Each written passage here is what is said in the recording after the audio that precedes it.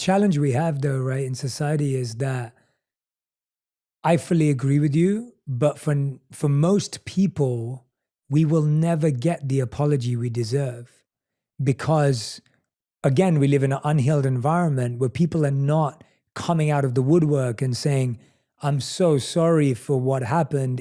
And even if they do, it's a bad apology or a incomplete apology or a 10% apology. So how do we function in a world where often the closure doesn't come from the person who hurt us or the person who created the wound or that we received the wound through, and it really comes down to us? Like, that's true. Yeah. So I work a lot with indigenous groups in Canada when they ask me to.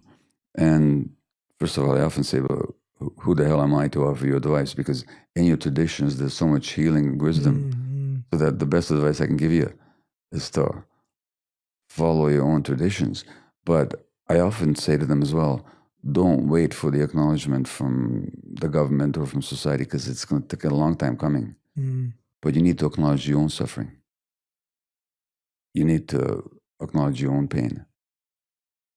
And then there's so many rituals, there's so many traditions, the dance and the chanting and the drumming and the sweat lodges and the sun dancing and the going back to the land and the wisdom circles and the restorative justice. There's so much wisdom.